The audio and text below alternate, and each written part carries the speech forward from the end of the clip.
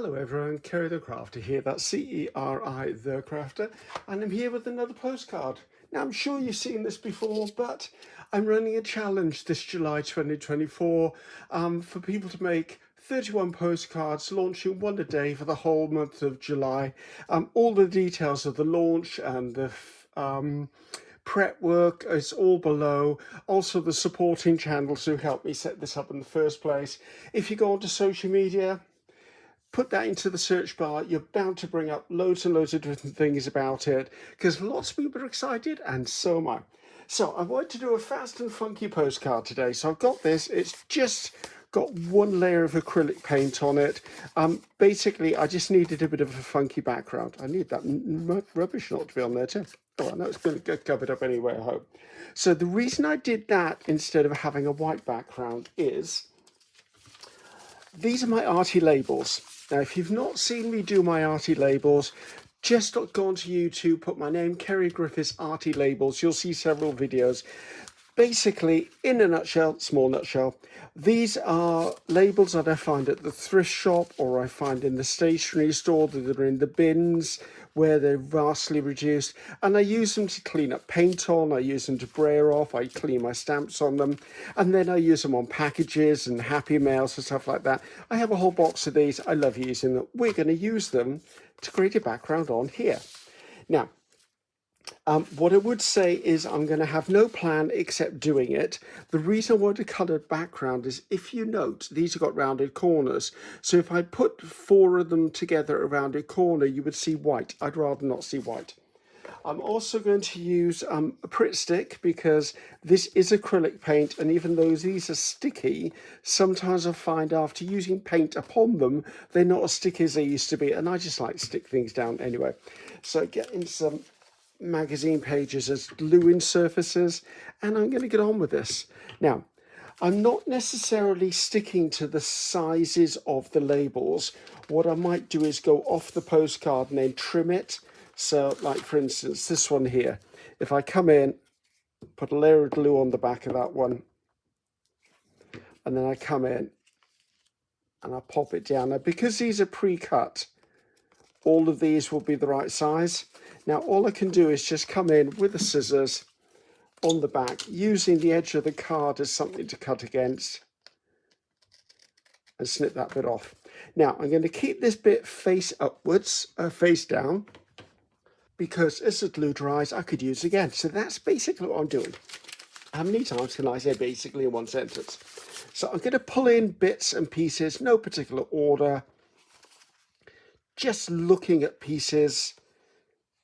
And I know a way I'm going to finish them off in a funky way, or I keep saying a funky way, but you'll see what I mean. Yeah, that one will do. I'm also going to mix up the angles they're at, as in horizontal or vertical. One thing I would say though is if you're going to make them shorter and narrower, use a trimmer or use a guillotine by all means, but cut them while they're still on their backing. It's a lot easier to do that way. Just trim. Oh, that's not even, is it? There you go, that's even now. So that little bit I'm not going to keep because goodness knows that's never going to go anywhere. So, and what I mean by that is, let's pull out one that is, let's see, what's this one? This one here. Okay, I would bring in a guillotine or a trimmer. Sorry, massive guillotine for what I'm going to do with it.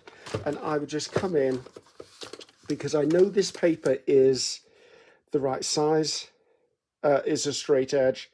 So I'm just going to come in, cut down with it, and then that gives me something to play with that's already smaller. So I could come in again, and in fact I might come in again, and just trim that outer edge off, and then I've got strips to work with. Let's get this out of the way.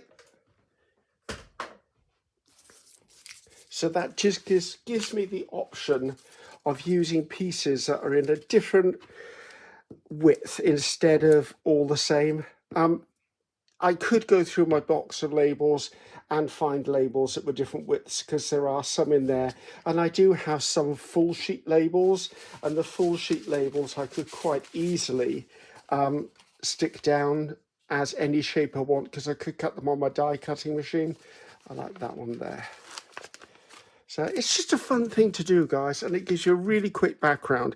Now, the other thing you could do, and this is what I do a lot with these when I'm journal making, is I will get a 12 by 12 piece of card or paper, even recycling maybe one of those unwanted 12 by 12 sheets we all seem to gather, and I will just collage the whole thing like this, and then I can cut it up for ephemera pieces and end up with some lovely stuff. Right, what haven't I used? I haven't used something that looks like this. Let's take this one off the edge here. So if you are doing the challenge with me, fabulous job so far everyone is doing, and I'm really loving what I'm seeing, to be honest with you. So it's inspiring me and hopefully inspiring everyone else who's watching it. Snip that off there again. Put that face down so I can actually utilize it should I need it for another piece. See, it doesn't take long. I would suggest though working from the top to the bottom or the side to the side. If you start there and then you go there, you're going to end up having to fit pieces in, and that's not always the easiest thing to do.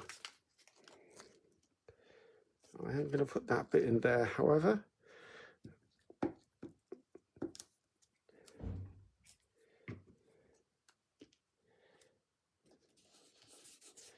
Now, I will need a piece down there, but that's where something like this could come in if I wanted to.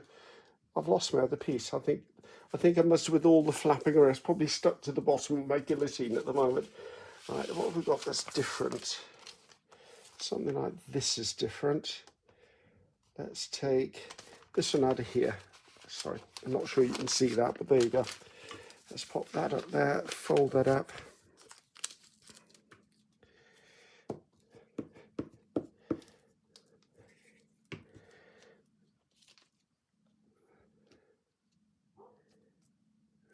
Put that along the side. Now I'm definitely going to cut this piece off, and I'm definitely going to use it somewhere else on here while it's still got glue on it. So luckily enough, this area here is almost the perfect size for it. In fact, I would say it's a perfect size. It would be if it was straight.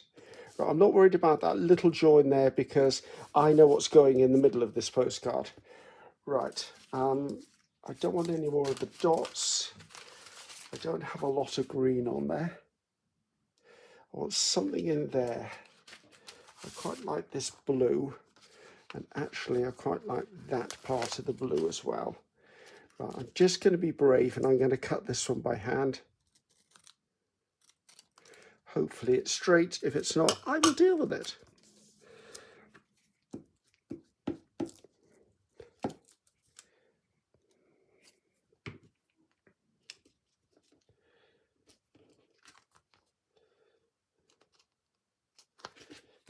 Now, because they're labels, don't forget they're really narrow, they're really thin.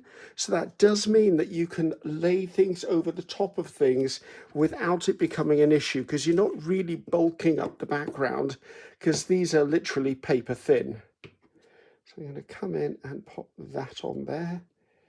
I don't really want the white showing. Let's slide that down. We may have to put one here anyway, so let's not stress about that, shall we, Griffiths? And I'm not stressing about it. I stuck to my fingers. So as you can see, it really quickly builds up. Right. I don't have any more of that on there. Or anything. So I'm keeping these out of your way, won't I? Right, so I don't really want that, and I've already got that. So let's eliminate that one. That's already that, and I've already got that. That's fine. I did like this. And I'm thinking something like that. Actually, let's take this one out of here and see how far I can get that across there. That would go almost to the very end. But if I do it that way on,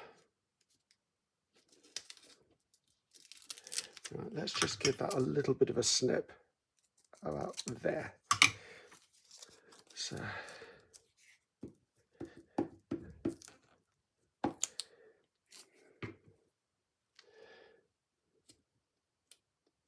I like using a glue stick for this because it gives you what I call wiggle room. I can move stuff around. I can play with stuff and it's not a problem.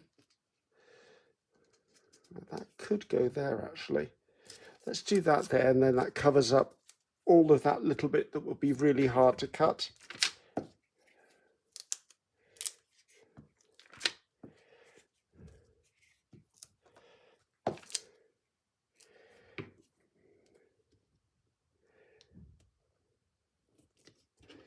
Now, of course, you could wrap these round the back. I'm not doing that because my intent is to cover the back with a fresh piece of card. Ooh, glue on there. I don't want glue on my mat right now, but right. So I've got, this is my basis. I've got this here, which is going to slightly annoy me. I can absolutely tell you that. What have I got here? So I've got a little bit of blue. I don't really want that. And I've got a little bit of this. I don't really want that either. Right, let's leave those there for a second to think about themselves. Is it too much to put that on there? Maybe it's not too much if it's not the orange colour. So move that over there. Right, let's come in and do this way on, and that shrinks that blue bit down as well. So there you go, I've now got a background. Right, let's get rid of all the bluey stuff because I'm going to stick my hand in it. Right, if I want to smooth anything down, I tend to turn my card over and press from the back. The reason being, if I'm rubbing on this and my hand catches one of the edges of the labels, obviously I'll pull it back up again. Now, it's up to me which orientation this is in. Things I wanted to do, I have to have a number 12 on here because this is going to be postcard number 12, and I found this bingo card and I thought that would be a fun way to do this because I can circle or colour in the number 12. And then I also found this in a magazine which I really liked, and it sort of worked for the pop culture type thing of this. I might want to outline that in black. So I'm just getting a black Pro marker, which is an alcohol marker, and I'm just going to run that along the sides, and what that will do is it will subtly outline this. It'll just give it a bit of a more like a pop culture type look to it. I could come in and draw all of the edges of all the labels in as well. Not going to quite like that. So just going to put this on again with a bit of a glue stick.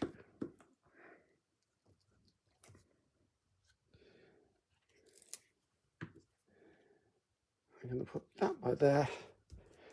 I need to remember to circle the 12 and then get my pop or pow in. I'll make sure I don't rip off any of the points of this. And all of this was just taken out of a magazine that I happened to find. So I quite like that there. I don't like the fact that I've got glue on that side of it.